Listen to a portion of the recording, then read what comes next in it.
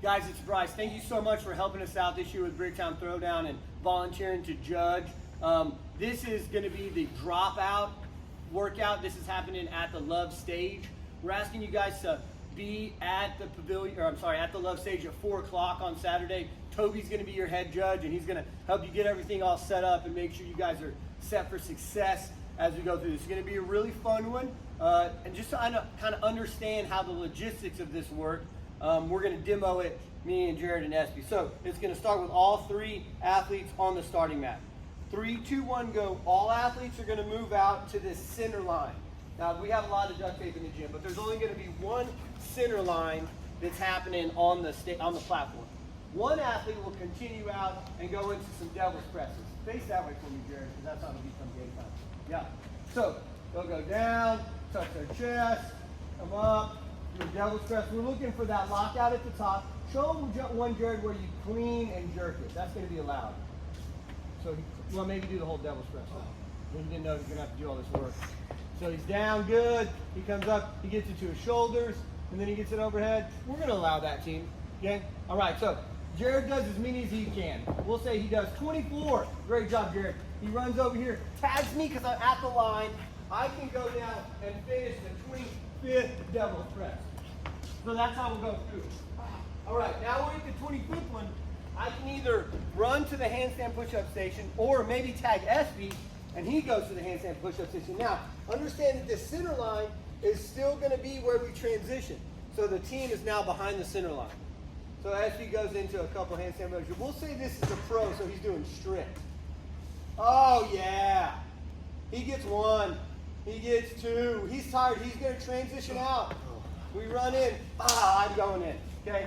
So we're transitioning at that center line. All right, Espy did 2. I went ahead and busted out 23. That makes perfect sense. So now we're done with that round of 25. I'll exit the floor as the first athlete. Jared and Espy will continue on. So now they'll go into the round of 20. One of them takes off and to do the devil's presses. They want to switch. They have to run back and tag. Yeah, just like that. Okay. Same thing when they're done with the 20 devil's presses. They'll come through. Let's say we're in the scale division or the masters. Well, masters female. They're going to be doing parallel handstand push-ups. On the parallel handstand push-ups, your hands have to be on this side of the bands. Put them on this side. So not there. Right, your hands are underneath the bands. All right, all we're looking for is your chest to touch the band and your elbow to lock out at the top. Now, some people are going to do like this huge sagging push-up. Like they'll go down and they'll really sag their hips. That's fine as long as they get their hips up square at the top. They can do that. So we're looking for chest touching, elbow locking out. Espy crushes these. He would probably do all of them in a row. Now, there's different rep schemes for different divisions, right? So like the scaled men are doing more than the scaled and masters women. Just notice the scorecard will have that on there. So it'll make it really easy for you guys to know how many reps they're going to do. Obviously, the team will know their reps. So let's say Espy finishes his 20 devil's presses. He's going to actually exit the floor right here. He's out. Jared continues on. He's doing the 15 by himself. So he's the lone athlete. No matter how tired Jared gets, and no matter how much he's failing on the handstand push-ups or devil's presses, we can't help him. He's the lone athlete in there. Okay. After Jared does the 15 devil's presses, he'll come on for the 15 handstand push-ups. After his 15 handstand push-ups, his time stops when he's back on that starting mat. So that's when you're going to hit stop on your stopwatch. All right, there's going to be some things that come up with handstand push-ups when people get tired and they start doing some sloppy reps. The one I want you guys to notice the most, can we come maybe over here to the side, is when they kind of do the lockout where their elbows aren't, covering their ears. Right? They do this kind of little weak, cheeky lockout. And it would probably happen more when people are doing the kipping one. They'll kind of do like one of these guys, and they'll try to say, oh, my elbows are locking out. But we want their elbows to cover their ears also. Okay, so we're wanting a good lockout at the top. Cool?